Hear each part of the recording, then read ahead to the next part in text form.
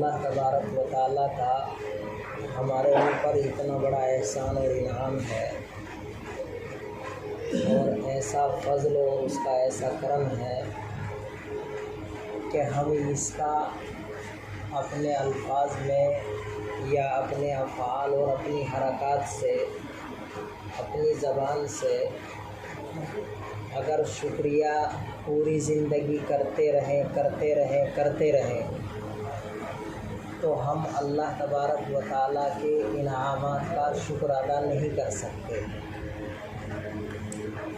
اللہ تبارک و تعالیٰ بندے کی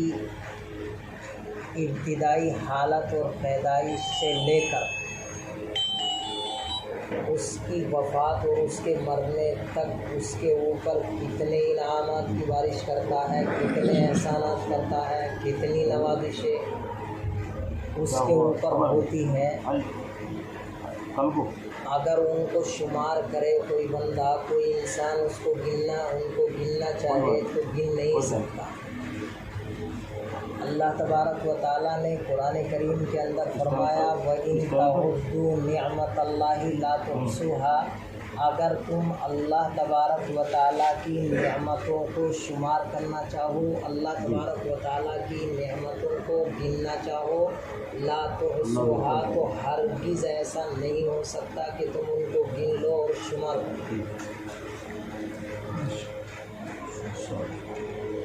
اتنی نعمتیں انسانوں پر اللہ تبارک و تعالیٰ نے فرما رکھی ہے۔ بہت سی نعمتیں تو ایسی ہیں کہ ہمیں ان کا احساس تک نہیں ہوتا۔ مثال کے طور پر ہم سانس لیتے ہیں، سانس جب اندر کی طرف جاتا ہے تو باہر سے ٹھنڈی ہوا اندر لے کر پہنچتا ہے،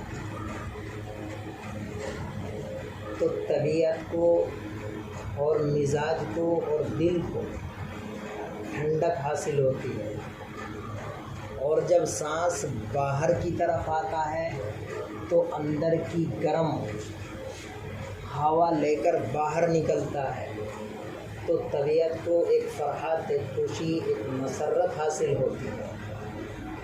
سانس کا اندر کی طرف جانا یہ بھی ایک نعمت ہے، اور سانس کا باہر کی طرف آ جانا یہ بھی ایک نعمت ہے۔ اب آپ اندازہ لگائیے کہ انسان 24 گھنٹے میں کتنے سانس لیتا ہوگا۔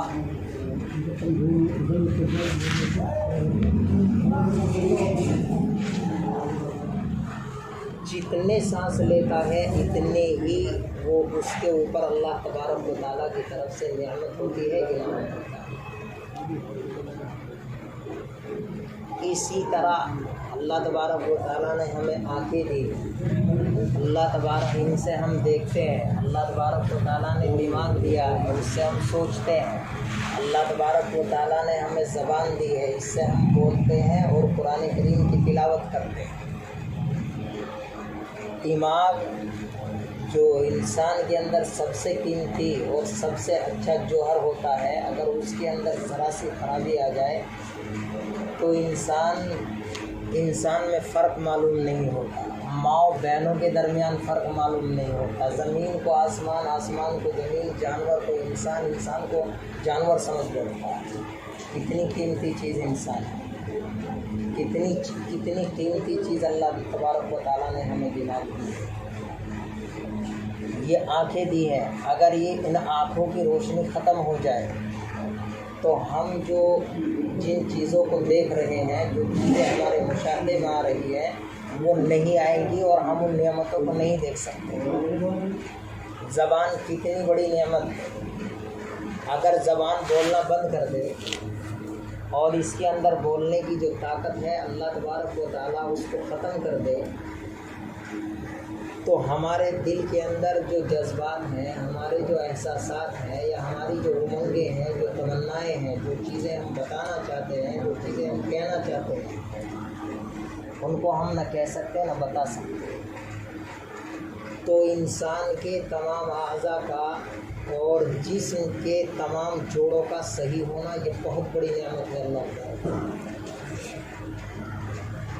یہ زبان اگر نہ ہو تو ہم اللہ تبارک و تعالیٰ کا اپنی زبان سے ذکر نہیں کر سکتے۔ یہ زبان اگر صحیح نہ ہو تو ہم اللہ تبارک و تعالیٰ کے کلام پاک کی تلاوت نہیں کر سکتے۔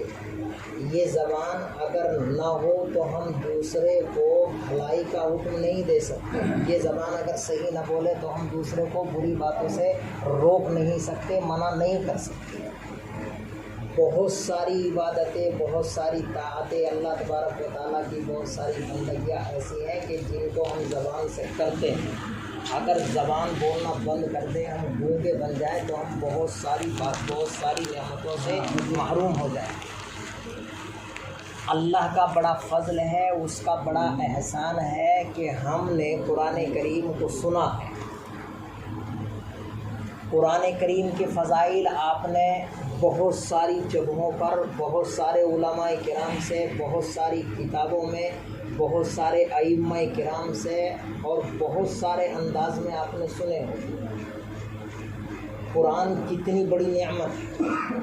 قرآن کتنی بڑی دولت ہے،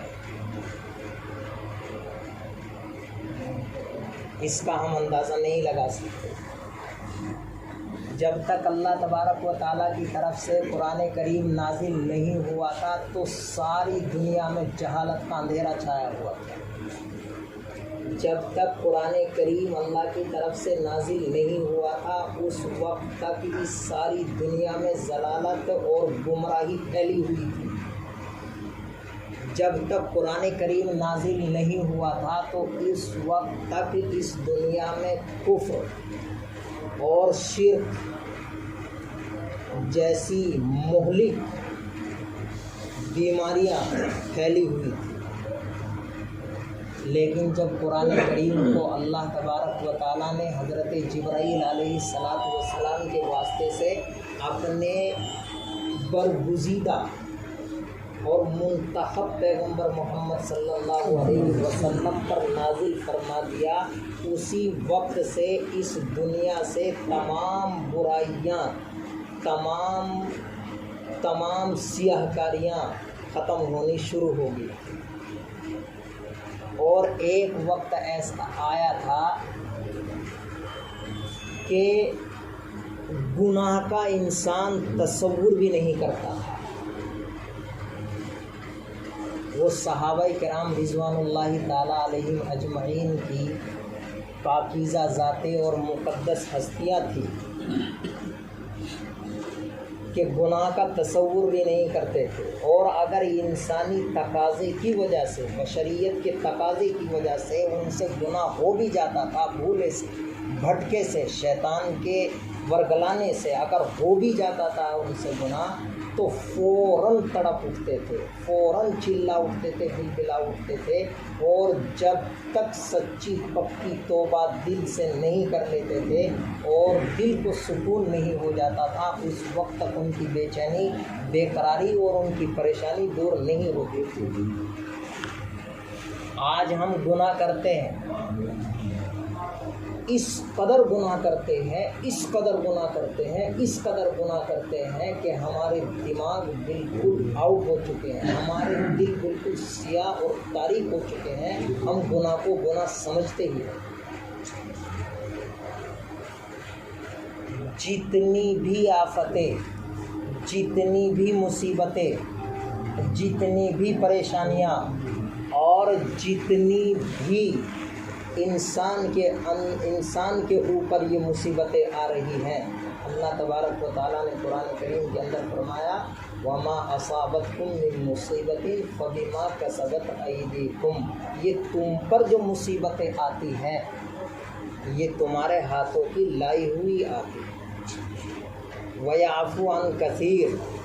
آپ کہیں گے کہ بہت سارے لوگ گناہ کرتے ہیں لیکن چنگے رہتے ہیں، ان کو کوئی پریشانی نہیں ہوتی، ان کو کوئی زحمت نہیں ہوتی، کوئی تکلیف نہیں ہوتی۔ اللہ فرماتے ہیں وَيَعْفُو عَن كَثِيرٍ، اللہ تبارک و تعالیٰ بڑی رحمان ذات ہے، بڑی رحیم ذات ہے، بہت سارے لوگوں کو اللہ تبارک و تعالیٰ اپنے فضل سے معاف فرما دیتے ہیں۔ قرآن کریم کی ایک آیت ہے لَوْ يُؤَاخِذُ اللَّهُ النَّاسَ بِمَا كَسَبُوا مَا تَرَكَ عَلَى ظَهْرِهَا مِن دَابَّةٍ، اگر اللہ تبارک و تعالی انسانوں کی گناہوں کی وجہ سے پکڑ کرنے پر آ جائے تو انسانوں کا جو کہ اشرف المخلوقات ہے ان کا تو بچنا بہت دور کی بات ہے. زمین پر کوئی رینگنے والا کوئی حرکت کرنے والا جاندار نہیں مل سکتا اگر گناہوں پر پکڑ کر لے. فارسی کی ایک کتاب کا شعر ہے اگر بر جفا پیشہ بشتافتے کہ از دست قہرش اما یافتے. فارسی کی ایک کتاب ہے اس میں یہ شعر ہے. شیخ سعدی رحمۃ اللہ علیہ نے فرمایا کہ اگر بر جفا پیشہ بشتافتے کہ اگر اللہ تبارک و تعالیٰ ظالموں کی گناہ گاروں کی سیاہ کاروں کی ہم جیسوں کی گناہ کرتے ہی فوراً پکڑ کر لے ایک کم مہلت نہ دے کہ از دست قہرش اما یافتے اس دنیا میں کوئی اللہ تبارک و تعالیٰ کے قہر غضب اور غصے سے پناہ میں نہیں آ سکتا. یہ تو اللہ تبارک و تعالیٰ کا احسان ہے. ہم اللہ تبارک و تعالیٰ کی بیدار ہونے سے لے کر کے اور سونے تک اتنی نافرمانی کرتے ہیں اور اللہ تبارک و تعالیٰ اپنی رحمت کا معاملہ ہمارے ساتھ کرتا ہے, ہمارے گناہوں کو نظر انداز کرتا رہتا ہے. اور ہمیں امید یہ ہے کہ اللہ تبارک و تعالیٰ سے جب ہم توبہ کریں گے تو اللہ تبارک و تعالیٰ ان کو معاف فرما دیں گے. اگر اللہ تبارک و تعالیٰ معاف نہیں کریں گے تو بہت سنگین معاملہ ہوگا. میں نے قرآن کریم کی ایک آیت کریمہ آپ حضرات کے سامنے پڑھی تھی. میرے ذہن میں ایک بات آئی. مولانا نے فرمایا کہ کچھ قرآن کی عظمت پر بھی بولنا چاہیے, لیکن ایک ذہن میں بات اسی وقت آئی ہے. قرآن کریم کے اندر ہے قُلْ لَن يُصِيبَنَا إِلَّا مَا كَتَبَ اللَّهُ لَنَا هُوَ مَوْلَانَا وَعَلَى اللَّهِ فَلْيَتَوَكَّلِ الْمُؤْمِنُونَ. نبی کریم علیہ الصلاۃ والسلام کو اللہ تبارک و تعالیٰ نے فرمایا کہ لوگوں سے کہو لن یصیبنا الا ما کتب اللہ لنا کہ ہمیں صرف وہ مصیبتیں پہنچتی ہیں جو اللہ تبارک و تعالیٰ نے ہمارے لیے لکھ دی ہیں. لن یصیبنا الا ما کتب اللہ لنا, جو مصیبتیں اللہ نے ہمارے لیے لکھ دی ہیں, جو پریشانیاں اللہ تبارک و تعالیٰ نے ہمارے لیے لکھ دی ہیں, وہ تو ہمیں ہر حال میں پہنچ کر رہیں گی. ان سے تو ہم ہزار تدبیریں اختیار کرنے کے بعد بھی نہیں بچ سکتے. لیکن جو مصیبت, جو تکلیف, جو بیماری, جو مرض, جو حرج اللہ تبارک و تعالیٰ نے ہمارے مقدر میں نہیں لکھا ہے, اس کا فیصلہ ہمارے لیے اللہ نے نہیں کیا ہے, ہزار کوششیں کی جائیں وہ ہمارے قریب کو نہیں پہنچ سکتی. یہ قرآن کریم کا فیصلہ ہے. لن یصیبنا الا ما کتب اللہ لنا ہوا مولانا, ہمارا آقا, ہمارا مولا, ہمارا مددگار, ہمارا دستگیری کرنے والا, ہمارا خالق, ہمارا مالک ہوا مولانا صرف اللہ تبارک و تعالیٰ ہے. اللہ تبارک و تعالیٰ کی ذات کے علاوہ نہ کوئی ہماری مدد کر سکتا ہے, نہ کوئی کسی کی مدد کر سکتا ہے.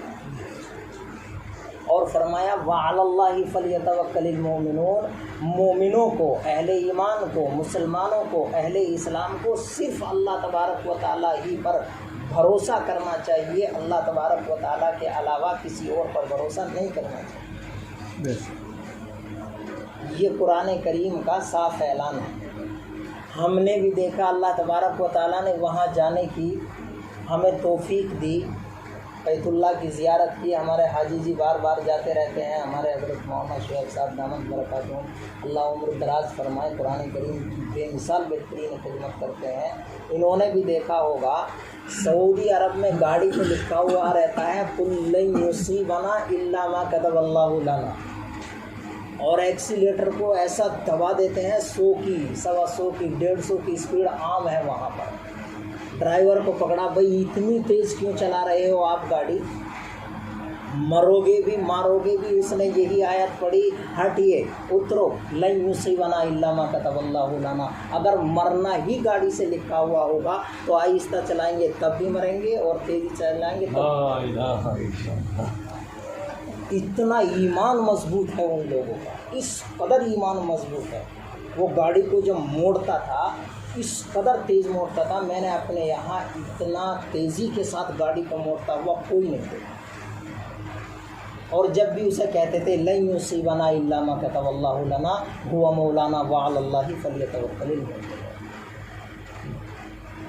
بھائی جو کچھ مصیبت پہنچے گی، جب قرآن نے کہہ دیا ہم مومن ہیں، موحد ہیں، ہمارا اللہ پر، اس کے رسول کی رسالت پر، نبوت پر، اور قرآن کی حقانیت پر، صداقت پر، اور اس کے کتاب اللہ ہونے پر ایمان ہے، یقین ہے، اور قرآن یہ کہہ رہا ہے کہ مصیبت صرف وہ پہنچے گی جو اللہ نے مقدر میں لکھی ہے، بیماری صرف وہ لاحق ہوگی جو اللہ نے مقدر میں لکھی ہے، قسمت میں لکھی ہے، اس کے علاوہ نہیں پہنچی۔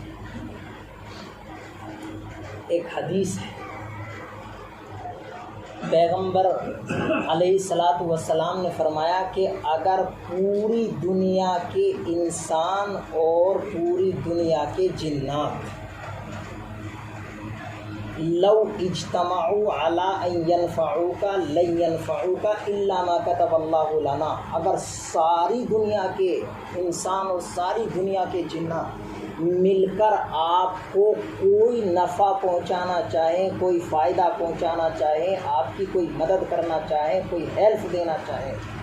تو پیغمبر اسلام سرکار دو عالم صلی اللہ علیہ وسلم نے فرمایا، اور آپ کی سچائی پر ہمیں یقین ہے چڑھتے سورج سے زیادہ، فرمایا لن ينفعوک الا ما كتب اللہ لک، تو صرف اتنا نفع پہنچائیں گے جتنا اللہ نے تمہاری قسمت میں لکھ رکھا ہے، اس سے زیادہ نفع نہیں پہنچا سکتے۔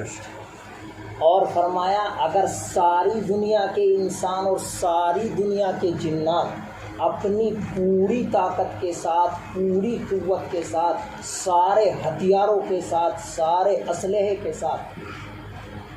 اگر آپ کو کوئی نقصان پہنچانا چاہے،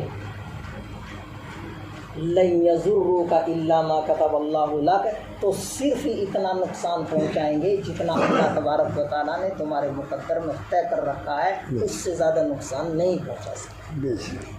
ہمارا الحمدللہ ایمان ہے، ہمارا الحمدللہ اس پر یقین ہے، یہ کتاب اللہ جس کو ہم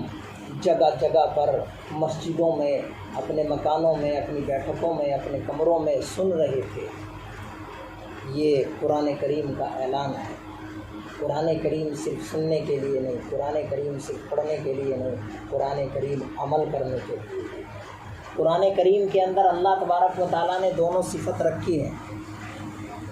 اللہ تبارک و تعالیٰ اس کتاب کے ذریعے یرفع قوما، ایک قوم کو تو بلندی عطا کرتا ہے، عزت عطا کرتا ہے، اس کو سرخ روئی عطا کرتا ہے، اور اس کو اچھی شہرت عطا کرتا ہے اس قرآن کریم کے ذریعے سے، اس قرآن کریم کے ذریعے سے۔ وَيَضَعُ بِهِ آخَرِينَ، حدیث ہے مسلم شریف کی، اور اسی قرآن کے ذریعے سے ایک قوم کو جو ہے ذلیل کرتا ہے، خار کرتا ہے، رسوا کر دیتا ہے، بدنام کر دیتا ہے، اور بدنام زمانہ بنا دیتا ہے۔ محدثین نے اور شارحین نے اس حدیث کی شرح کرتے ہوئے فرمایا کہ جو لوگ اس قرآن کریم کے احکام پر عمل کرتے ہیں اور اس قرآن کریم کے بتلائے ہوئے طریقے کے مطابق اپنی زندگی کو گزارتے ہیں، تو اللہ تبارک و تعالیٰ اس قرآن کریم کے ذریعے ان لوگوں کو بڑی رفعت، اونچائی، بلندی، عزت، سرخ روئی عطا فرما دیتا ہے۔ قرآن سے جو بھی تعلق رکھتا ہے، قرآن کی جو بھی خدمت کرتا ہے، قرآن سے جو بھی محبت کرتا ہے، اللہ تبارک و تعالیٰ اس کو بڑی عظمت اور بڑی بلندی عطا فرماتے ہیں۔ مجھے یہاں بیٹھ کر نہیں کہنا چاہیے تھا، لیکن زبان پر آ رہا ہے، مولانا آپ کے یہاں حضرت مولانا شعیب صاحب کسیروے کے رہنے والے ہیں، آپ ان کا نام جا کر منی پور میں بھی سن لیجیے، بہار میں بھی سن لیجیے، بمبئی میں بھی سن لیجیے، ہندوستان کا کوئی صوبہ، کوئی اسٹیٹ ایسا نہیں ہوگا جو مولانا کا نام نہیں جانتا ہوگا۔ کیوں؟ اس وجہ سے کہ مولانا کسیروے کے رہنے والے ہیں، یا مسلم گڑھ کے رہنے والے ہیں، یا مسلم جاٹ ہیں، اس وجہ سے نہیں، ایمانداری کے ساتھ کہتا ہوں، قرآن کریم کی سچی خدمت کرنے کی وجہ سے جانا جاتا ہے۔ قرآن کریم سے سچی محبت، سچی عقیدت اور سچا عشق رکھنے کی وجہ سے جانا جاتا ہے۔ علم کی بدولت جانا جاتا ہے انسان کو، قوت کی بدولت انسان کو نہیں جانا جاتا۔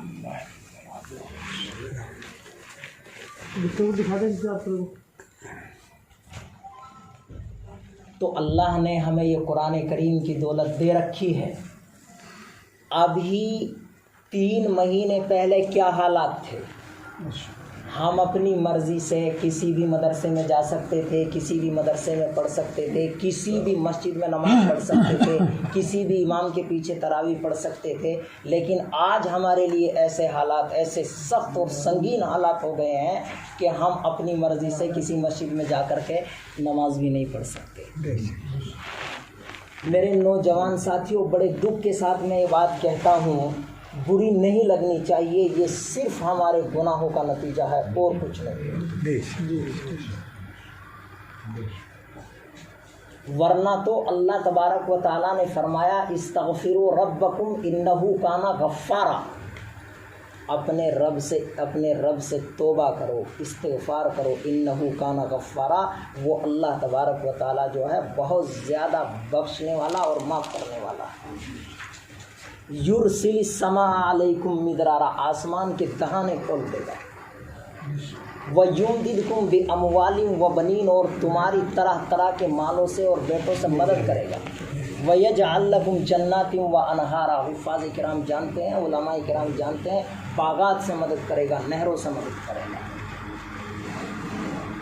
آدمی پکا سچا دیندار بنے،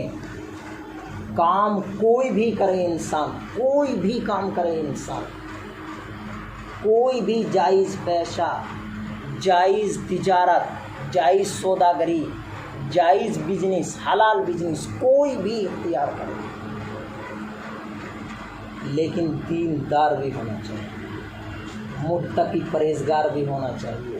نماز باجماعت پڑھنے کا بھی اہتمام کرنا چاہیے۔ اللہ تبارک و تعالیٰ کی طرف سے مدد آتی ہے۔ تو میں آپ حضرات سے یہ کہہ رہا تھا، لن یصیبنا الا ما کتب اللہ لنا، صرف ہمیں اتنی مصیبت پہنچ سکتی ہے جتنی اللہ نے ہمارے اوپر ہمارے لیے مقدر کر رکھی ہے، اس سے زیادہ مصیبت نہیں پہنچے گی۔ ایک حدیث کا ایک ٹکڑا ہے، لا عدوى ولا طیارہ، تھوڑا سا اس ماحول کی طرف میں آ رہا ہوں۔ آپ علیہ الصلاۃ والسلام نے فرمایا، حدیث سننے کے قابل ہے، یاد رکھنے کے لائق ہے۔ آپ علیہ الصلاۃ والسلام نے فرمایا لا عدوى ولا طیارہ، لا عدوى یعنی مذہب اسلام کا اور مسلمانوں کا یہ مضبوط، ٹھوس اور پکا عقیدہ ہے، لا عدوى کوئی بیماری متعدی نہیں ہوتی، یعنی ایک شخص کی بیماری بغیر اللہ کے حکم کے دوسرے انسان کو ہرگز نہیں لگ سکتی، یہ آپ صلی اللہ علیہ وسلم نے فرمایا ہے۔ آپ میری بات ذرا سی توجہ سے سننا پوری، جو میں کہنا چاہ رہا ہوں۔ لا عدوى کوئی بیماری متعدی نہیں ہو سکتی۔ زمانے جاہلیت میں پیغمبر علیہ الصلاۃ والسلام کے وقت میں جاہلیت کا یہ عقیدہ تھا کہ بیماری متعدی ہوتی ہے، کہ اگر کسی بیمار آدمی کے پاس لگیں گے، اس کے قریب جائیں گے، اس کے پاس بیٹھیں گے تو وہ بیمار ہے، اس کی بیماری اسے چھوڑ کر ہمیں لگ جائے گی یا کم سے کم آدھی ہمارے پاس آ جائے گی۔ تو پیغمبر اسلام صلی اللہ علیہ وسلم نے آ کر کے اس باطل عقیدے کی، اس فاسد عقیدے کی تردید کی ہے اور فرمایا کہ کوئی بیماری متعدی نہیں ہوتی، کسی کی بیماری کسی کو نہیں لگتی ہے، آپ اپنا عقیدہ صحیح کیجئے، یہ اللہ کے رسول صلی اللہ علیہ وسلم نے فرمایا۔ ایک صحابی نے فرمایا، اللہ کے رسول صلی اللہ علیہ وسلم سے سوال فرمایا کہ اللہ کے رسول آپ یہ کہہ رہے ہیں کہ کوئی بیماری کسی کو نہیں لگتی ہے،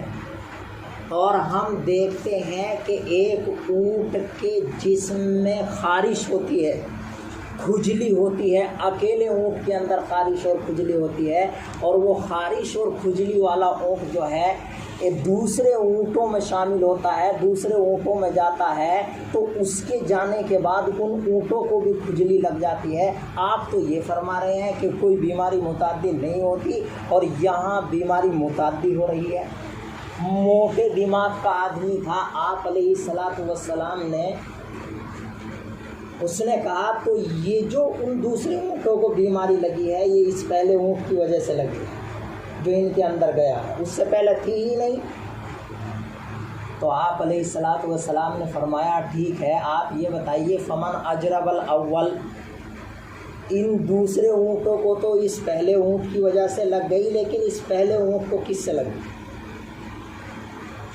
جواب دو اس کا، اس کو کہاں سے لگی؟ یہ کس کے پاس گیا تھا؟ یہ کہاں سے لے کر آیا ہے؟ تو وہ صحابی خاموش ہو گئے۔ فمن اجرب الاول کہتے ہی پہلے کو کس نے بیماری لگا دی؟ صرف اللہ نے لگائی۔ ایک دوسری حدیث میں فرمایا، سننے کی بات ہے توجہ سے، آپ نے یہاں تو فرمایا کہ کوئی بیماری متعدی نہیں ہوتی، اور دوسری جگہ فرمایا وَفِرَّ مِنَ الْمَجْزُومِ فِرَارَكَ مِنَ الْأَسَدِ، اگر کسی آدمی کو کوڑھ کی بیماری ہو تو اس آدمی سے ایسے بھاگو جیسے شیر کو دیکھ کر بھاگتے ہیں۔ آپ علیہ الصلاۃ والسلام نے فرمایا، وہاں کہا کہ بیماری متعدی نہیں ہوتی، یہاں فرمایا کہ کسی آدمی کو اگر کوڑھ کی بیماری ہو تو اس سے ایسے بچو جیسا کہ شیر سے تم دور رہتے ہو، شیر سے بچتے ہو۔ تو اس کا کیا مطلب؟ ایسا تو نہیں ہونا چاہیے تھا۔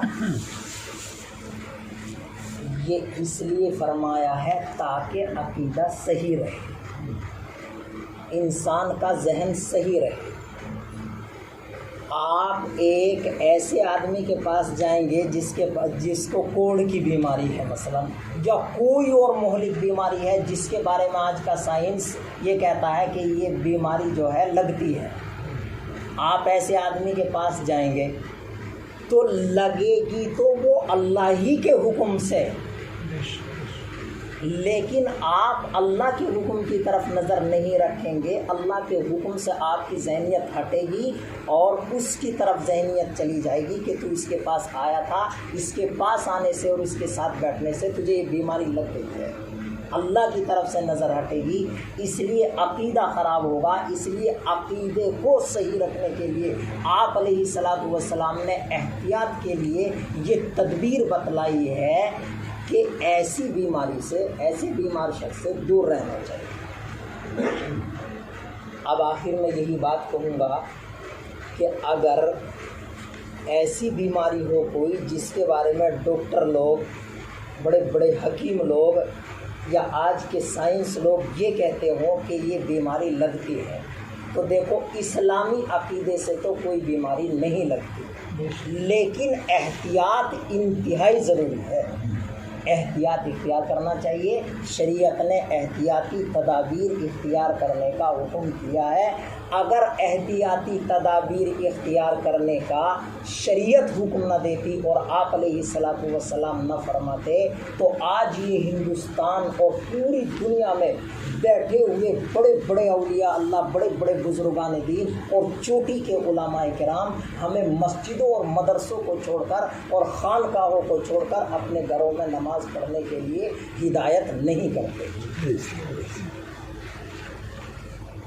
اس لیے نوجوان ساتھیوں، میری آپ سے درخواست یہی ہے کہ ہم اللہ تبارک و تعالیٰ کے حکموں کو مانیں، اور اللہ تبارک و تعالیٰ کے حکم کو بتانے والے ہمیں کون ہیں؟ ہمارے یہی حفاظ کرام ہیں جو ہمیں تراویح میں قرآن سناتے ہیں کھڑے ہو کر، ہمارے یہی علماء کرام ہیں،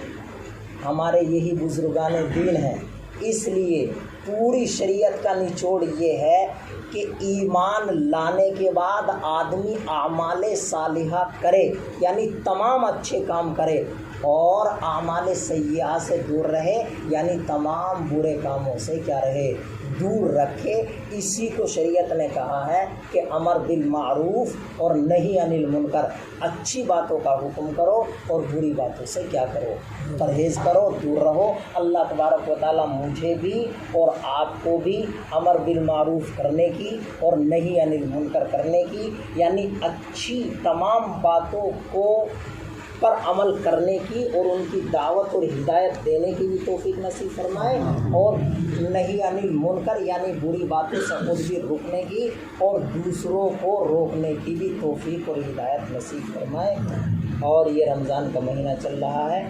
آخری عشرہ ہے۔ اللہ تبارک و تعالی ہماری سب کی اس میں مغفرت فرمائے، ہمارے مرحوموں کی بھی مغفرت فرمائے اور ہم سب کی مغفرت فرمائے۔ یہ ٹوٹی پھوٹی سی باتیں میں نے حضرت کے حکم پر کہہ دی ہیں، اللہ تبارک و تعالیٰ کہنے سننے سے زیادہ مضبوط سے فرمائے۔ وآخر دعوانا الحمدللہ رب العالمین۔